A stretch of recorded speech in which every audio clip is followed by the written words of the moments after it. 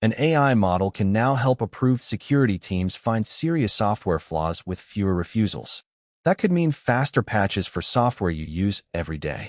But who should be allowed to use its most dangerous abilities? Today's For Verified stories share one theme. AI platforms are drawing new lines around trust. OpenAI is restricting a powerful cyber model to approved defenders. Claude is marking generated text. Spotify is labeling fictional AI artists. And Microsoft is reportedly preparing a much larger push into its own AI chips. First, OpenAI has launched GPT 5.6 Cyber through a program called Daybreak. This is not a normal ChatGPT option, and it is not available to the public.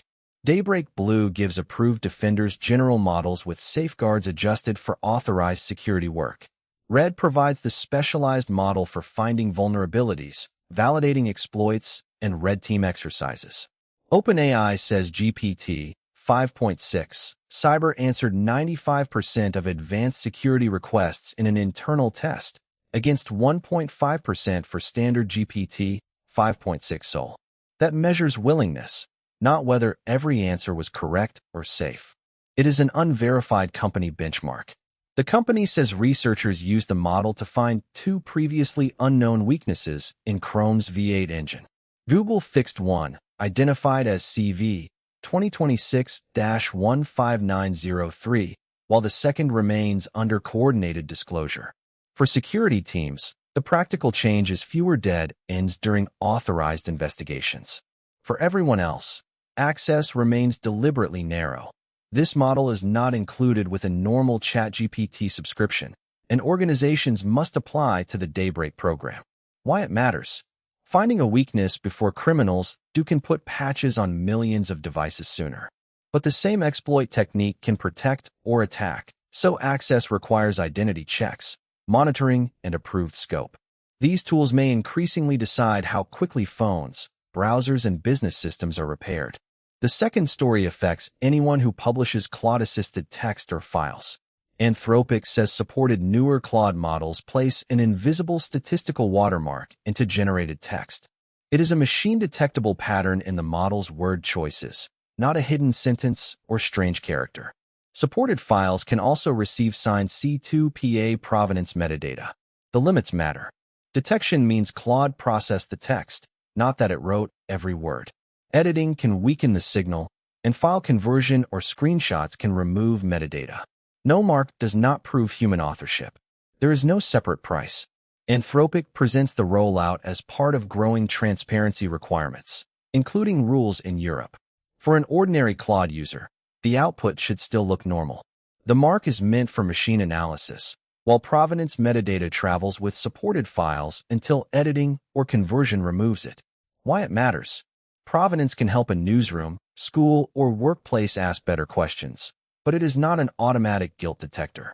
Treat a watermark as one clue, then examine the document history and human contribution. Third, Spotify is drawing a clearer line between human artists and fictional AI acts. Spotify says profiles representing AI-generated personas will receive an AI persona label. Their tracks can remain searchable, but Spotify will exclude them from recommendation systems and personalized discovery. This builds on Verified by Spotify, which does not verify profiles that mainly represent AI personas. The policy targets identity and promotion rather than banning every song made with AI tools. There is no extra listener fee. Enforcement remains the open question. AI can be one tool in a human musician's process without turning that person into a fictional persona. The distinction is important. A singer using AI to clean audio is different from an invented profile that presents generated songs as the work of a person who does not exist. Why it matters? Recommendation systems decide what millions hear. Human artists may face less invisible competition, while listeners get more context. Spotify still has to distinguish a fictional identity from a real artist using software creatively. Finally, Microsoft may be preparing a bigger attempt to control the hardware behind its AI services. Reuters, citing the information, reports that Microsoft plans to reveal Maia 300 this fall, potentially as soon as September. Maia is Microsoft's own family of AI accelerator chips for Azure data centers. These are not processors for a home PC. They are specialized hardware used to run and train large AI systems. The information reports discussions with TSMC for capacity above 300,000 chips in 2027 and eventually over 1 million.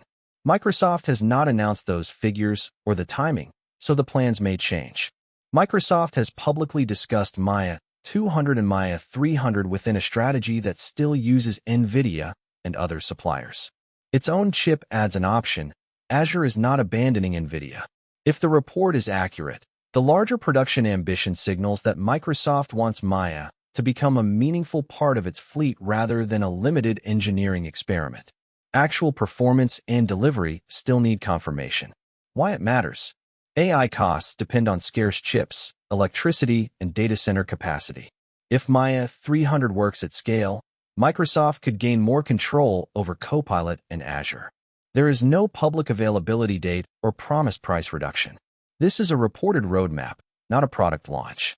The common thread today is controlled trust. Powerful cyber capability is being restricted. Generated text and fictional artists are being labeled. And cloud companies are trying to control more of the hardware underneath their services. Which approach matters most to you? Restricted access to dangerous AI tools, clearer labels on AI content, or more competition in AI chips? Let me know in the comments, and subscribe for your daily AI update.